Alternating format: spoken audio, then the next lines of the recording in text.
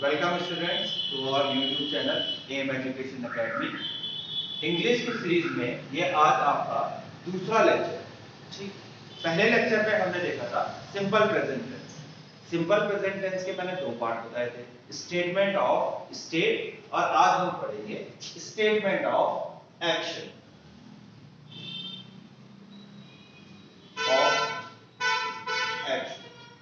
तो पिछली क्लास में मैंने आपको बताया था कि स्टेटमेंट ऑफ स्टेट में कोई भी मेन वर्ब का यूज नहीं होता है और मेन वर्ब की जगह पे हम हेल्पिंग वर्ब का यूज करते हैं। ठीक, स्टेटमेंट ऑफ एक्शन में अब एक्शन है यानी कि मेन वर्ब का काम होगा।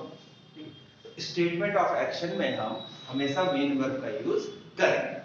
ठीक, अब statement of action simple present में हम कौन कौन से वाक्य रखते हैं, हमें क्या क्या रखना पड़ता है इसमें। तो अगर हमें किसी की हैबिट बतानी उसे हम simple present statement of action में रखेंगे। दूसरा, किसी का प्रोफेशन बताना हो, किसी का प्रोफेशन बताना हो तो फिर उसे हम statement of action simple present में रखेंगे। And the third is universal truth.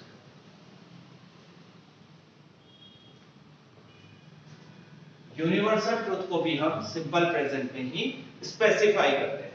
And the fourth one is time table.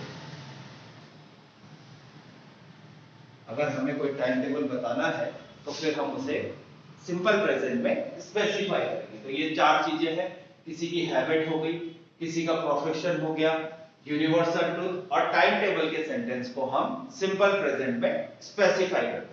अब लास्ट क्लास में मैंने आपको बताया था कि हर सेंटेंस के 6 स्ट्रक्चर होते हैं।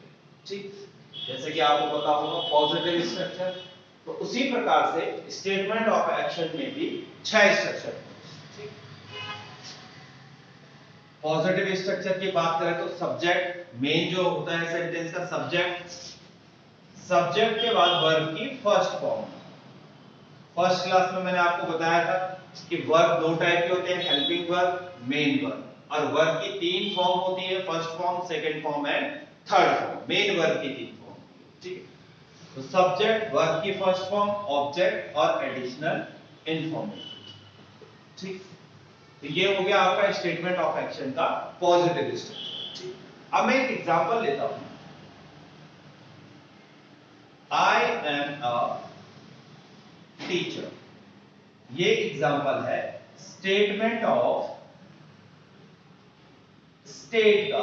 मैं अवस्था बता रहा हूं अपनी कि मैं एक टीचर हूं, तो यानी कि यहां पे मेन वर्ब का कोई काम नहीं। अब मैं कहना चाहता हूं कि मैं छात्रों को पढ़ाता हूं। ठीक है, मैं अपना प्रोफेशन बता रहा हूं, आई टीच स्टूडेंट्स। तो यहां पे आप देख रहे हैं ये कौन सा स्टेटमेंट ऑफ एक्शन, इसमें मैं कोई एक्शन कर रहा हूं, छात्रों को पढ़ाता हूं। सब्जेक्ट, मेन वर्ब की फर्स्ट फॉर्म एंड ऑब्जेक्ट। ठीक, तो दोनों स्टेटमेंट में डिफरेंशिएट करने के लिए आपको ये पता होना चाहिए कि स्टेटमेंट ऑफ स्टेट में हेल्पिंग वर्ब आती है और स्टेटमेंट ऑफ एक्शन में मेन वर्ब का काम। ठीक, तो ये हो गया इसका पॉजिटिव स्ट्रक्चर। एक रूल नोट डाउन कीजिए कि यदि सब्जेक्ट के साथ अगर वर्ब की फर्स्ट फॉर्म आ गई है तो इसके साथ फिर आप इज, एम, आर का यूज नहीं कर सकते। ठीक, वो सब्जेक्ट के साथ वर्ब की फर्स्ट फॉर्म है तो फिर वर्ब के साथ इज, एम, आर का यूज नहीं होगा, यानी कि मेन वर्ब और इज, एम, आर एक साथ नहीं आएंगे। फर्स्ट। सेकंड रूल, यदि सब्जेक्ट थर्ड पर्सन सिंगुलर है, जैसे कि ही, शी, इट, किसी का नाम हो गया मोहन, महेश, ये सब क्या है, थर्ड पर्सन सिंगुलर सब्जेक्ट है। अगर सब्जेक्ट थर्ड पर्सन सिंगुलर है तो फिर हम वर्ब में, मेन वर्ब में एस और ईएस का एडिशन करते हैं, यानी कि वर्ब को हम सिंगुलर फॉर्म में बनाते हैं। ठीक है, प्रेजेंट टेंस। तो दो रूल बताए मैंने कि अगर सब्जेक्ट के साथ मेन वर्ब है तो उसमें इज एम आर का यूज नहीं हो सकता, यानी हेल्पिंग वर्ब का यूज नहीं हो सकता है। आप ऐसे नहीं लिख सकते हैं आई एम टीच स्टूडेंट, यानी कि मेन वर्ब भी है और हेल्पिंग वर्ब भी है, नहीं, ये गलत हो जाएगा।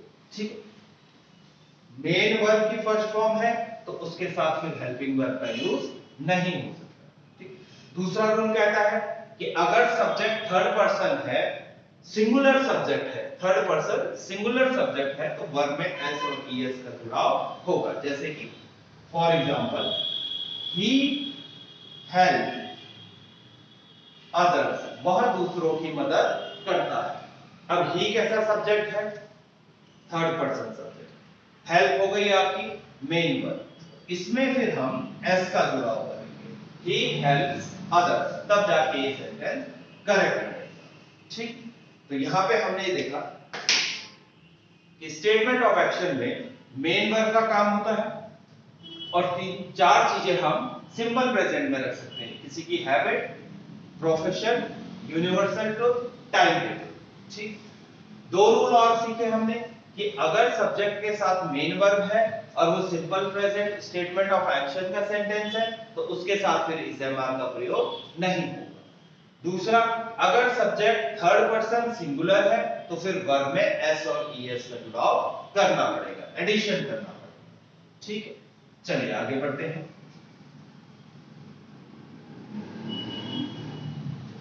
ये है इसका पॉजिटिव स्ट्रक्चर। अब नेगेटिव स्ट्रक्चर। ठीक, नेगेटिव स्ट्रक्चर जानने से पहले थोड़ा एक कॉन्सेप्ट जानेंगे। Subject plus not. अब देखिए नॉट और नॉट के बाद आपकी आएगी वर्ब की फर्स्ट फॉर्म, ऑब्जेक्ट और एडिशनल इंफॉर्मेशन। यहां पर थोड़ा ध्यान दीजिएगा, लास्ट क्लास में मैंने आपको बताया था कि नॉट एक ऐसा एडवर्ब है जो विदाउट हेल्पिंग वर्ब यूज नहीं हो सकता है। ठीक, नॉट एक ऐसा एडवर्ब है जो विदाउट हेल्पिंग वर्ब यूज नहीं हो सकता है, लेकिन यहां पे मेन वर्ब की फर्स्ट फॉर्म आ गई है। ठीक, अब मेन वर्ब की फर्स्ट फॉर्म आई है तो थोड़ी देर पहले हमने क्या देखा था कि अगर मेन वर्ब की फर्स्ट फॉर्म है तो उसके साथ आप इज एम आर का यूज नहीं कर सकते। ठीक है, मेन वर्ब की फर्स्ट फॉर्म है तो हम यहां पे इज एम आर का यूज नहीं कर सकते, और नॉट एक ऐसा एडवर्ब है जिसको कि हेल्पिंग वर्ब चाहिए ही चाहिए। ठीक, तो यहां पे हम क्या करते हैं, दो डमी हेल्पिंग वर्ब हमारे पास आ जाती है, डू और does.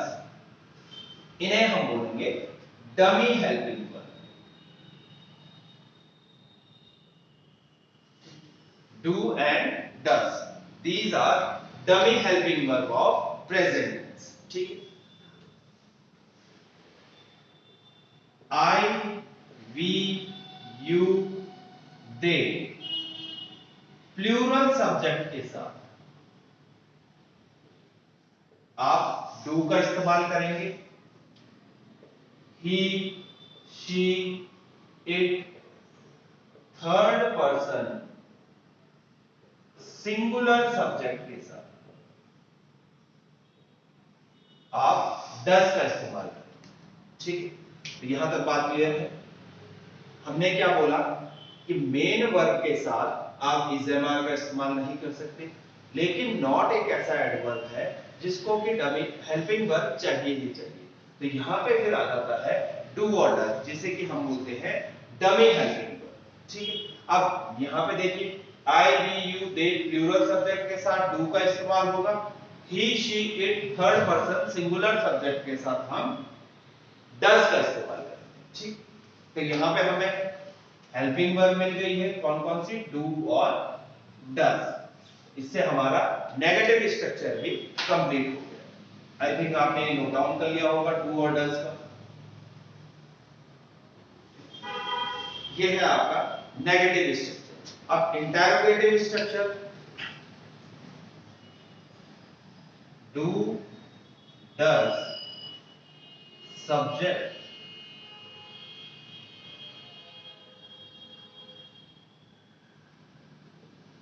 Do does subject verb की first form object and additional information. ये आपका interrogative. Negative interrogative,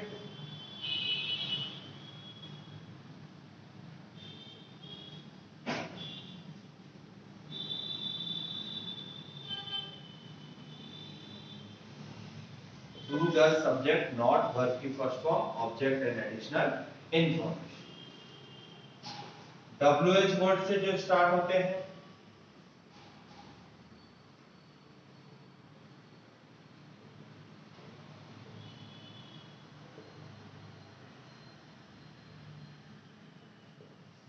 and the last one is WH word, do does subject not verb की फर्स्ट फॉर्म ऑब्जेक्ट और additional information. तो ये 6 structure आपके statement of action simple present. तो देखिए अब हमें पता कैसे चलेगा कि सेंटेंस जो है वो सिंपल प्रेजेंट का है। तो कुछ हिंट्स होती हैं, ठीक, उन हिंट्स को आप लिख सकते हैं, ठीक, जैसे कि मैंने यहाँ पे कुछ एग्जांपल्स लिखे हुए हैं, ठीक। तो देखिए प्रेजेंट टेंस की ये कुछ हिंट्स हैं कि अगर आपको सेंटेंस में कभी भी always, always, never, usually, often और समटाइम्स इन वर्ड्स का यूज दिखे, जैसे कि मैं दोबारा रिपीट करता हूं, ऑलवेज, नेवर, यूजुअली, ऑफन या समटाइम्स, तो हम मानेंगे कि वो सिंपल प्रेजेंट टेंस का स्टेटमेंट हो सकता है, ठीक। तो यहां पे देखिए कुछ सेंटेंस लिखे हुए हैं मैंने, जैसे कि ही always is in a good mood. तो इनकी जो पोजीशनिंग है, always, never, usually, often, sometimes, इनकी जो पोजीशनिंग है कि ये कहां पे आ रही है, ये हमेशा हेल्पिंग वर्ब के बाद आएंगे। यानी कि जो आपका इज है, सेंटेंस में लिखेंगे जो आपका इज है, इसकी पोजीशनिंग ऑलवेज से पहले होगी। He is always in a good mood, ठीक है। तो पहला यहां पे देखिए करेक्शन कैसा होगा, ही always is in a good mood नहीं, इज की जो पोजीशनिंग है वो ऑलवेज से पहले होगी। यानी कि ये जो always, never, usually, often, sometimes है, ये आफ्टर हेल्पिंग वर्ब है, ठीक। दूसरा sentence, a good leader lead, guide and motivate others always, ठीक। अब देखिए ऑलवेज की जो पोजीशन है वो आफ्टर हेल्पिंग वर्ब है, लेकिन अगर सेंटेंस में मेन वर्ब है तो मेन वर्ब से पहले ऑलवेज की पोजीशनिंग होगी। यानी कि ऑलवेज हमेशा मेन वर्ब से पहले आएगा। तो यहां पे हमने देखा ऑलवेज कहां, लास्ट में यूज हुआ है, तो इसकी पोजीशनिंग करेक्ट करेंगे। A good leader always, अब देखिए एक अच्छा नेता, a good leader, सेंटेंस का सब्जेक्ट कैसा है, थर्ड पर्सन सिंगुलर सब्जेक्ट है। A good leader always leads, guides and motivates। मैंने आपको बताया था रूल में कि अगर सेंटेंस का सब्जेक्ट थर्ड पर्सन सिंगुलर हुआ तो आप वर्ब में s और es का जुड़ाव करेंगे। A good leader always leads, guides and motivates others, ठीक। Next, air consists of many gases, ठीक। अब यहाँ पे थोड़ा ध्यान देने वाली बात है, एयर, तो कुछ नाउन्स ऐसे होते हैं जिन्हें हम काउंट नहीं कर सकते, उन्हें कहा जाता है अनकाउंटेबल नाउन। ध्यान देंगे, कुछ नाउन्स ऐसे होते हैं जिन्हें हम काउंट नहीं कर सकते, यानी कि गिन नहीं सकते, तो उन्हें हम बोलते हैं अनकाउंटेबल नाउन्स। और अनकाउंटेबल नाउन्स को हम हमेशा सिंगुलर ट्रीट करते हैं, सिंगुलर सब्जेक्ट की तरह ट्रीट करते हैं। तो देखिए एयर कंसिस्ट, अब एयर क्या है, अनकाउंटेबल नाउन है। अब अनकाउंटेबल नाउन है तो हम उसे सिंगुलर ट्रीट करेंगे, और सिंगुलर है सब्जेक्ट तो वर्ब में एस जुड़ेगा। यानी कि करेक्ट क्या होगा, air consist of many gases. Next है, does the people pay taxes on time. देखिए क्या लोग समय पे टैक्स भरते हैं? Does the people pay taxes on time? क्या लोग समय पे टैक्स भरते हैं? अब देखिए किसके बारे में बात हो रही है? पीपल के बारे में। पीपल यानी कि लोग। अब लोग कैसे हो गए? प्लूरल सब्जेक्ट हो गया। तो मैंने आपको बताया है कि प्लूरल सब्जेक्ट के साथ हमेशा डू का इस्तेमाल होगा, डज का इस्तेमाल। Do the people pay taxes on time. एक रूल और यहां पे निकल के आता है कि डू और डज के साथ वर्ब में एस और ईएस नहीं आएगा। ठीक है, डू और डज के साथ वर्ब में एस और ईएस का जुड़ाव नहीं होता है। ठीक, क्या बनेगा? Do the people pay taxes on time. ठीक, नेक्स्ट है does this player plays for money? अब दिस प्लेयर यानी कि क्या यह खिलाड़ी पैसों के लिए खेलता है? तो देखिए दिस प्लेयर सिंगुलर सब्जेक्ट, तो डज तो उसके अकॉर्डिंग करेक्ट है, बिल्कुल सही है। थर्ड पर्सन सिंगुलर के साथ हम डज का इस्तेमाल करते हैं। लेकिन मेन वर्ब में मैंने अभी आपको रूल बताया है कि डू और डज आ गया है तो फिर वर्ब में एस और ईएस का एडिशन नहीं करोगे, यानी कि क्या बनेगा? Does this player play for money? ठीक, ये करेक्ट है। नेक्स्ट पे बढ़ते हैं। Fill in the blanks using is, am are, do and does. तो आपको ये फिल इन द ब्लैंक्स भरने हैं किसका यूज करते हुए? इज, एम, आर और डू और डज।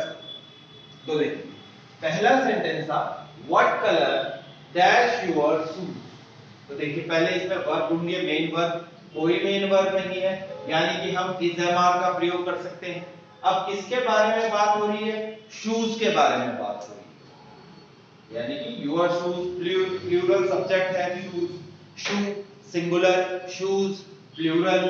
तो यहां पे किसका यूज होगा? What colour are your shoes? ठीक, नेक्स्ट है what colour dash you like. अब देखिए लाइक जो है ये वर्ब की फर्स्ट फॉर्म, मेन वर्ब आ गया, यानी कि इज, एम, आर का प्रयोग नहीं कर सकते। अब कौन कौन सी बची हुई है? डू और डज। तो यू के साथ आप हमेशा किसका इस्तेमाल करते हैं? Do. What colour do you like? Next है what size dash your shoes? अब आपके जूते किस साइज के हैं? ठीक है, स्टेटमेंट ऑफ स्टेट। तो शूज है, आर का इस्तेमाल होगा। What size do you wear? Wear, आप कौन सा साइज पहनते हो? वेयर आ गया, वर्ब की फर्स्ट फॉर्म आ गई, यानी कि आप इज, एम, आर का प्रयोग नहीं कर सकते। तो बचा क्या? डू और डज। तो यू के अकॉर्डिंग क्या आएगा फिर? डू। तो what size do you wear? तो ऐसे हम रिलेट कर सकते हैं कि कहां पे डू आता है, कहां पे डज आता है, स्टेटमेंट ऑफ एक्शन में क्या क्या चेंजेस हैं, मेन वर्ब है, मेन वर्ब की फर्स्ट फॉर्म है। ठीक है, डू और डज का इस्तेमाल कैसे होगा? ठीक है, तो स्टूडेंट्स आज की क्लास में बस इतना ही। नेक्स्ट लेक्चर में हम देखेंगे कि प्रेजेंट कॉन्टिन्यूअस टेंस में क्या क्या चीज हमने पढ़नी है। आई होप आपको ये लेक्चर पसंद आया होगा और आपने नोट्स बनाए होंगे और आपकी तैयारी अच्छी चल रही होगी। Do like and subscribe our channel. Thank you very much.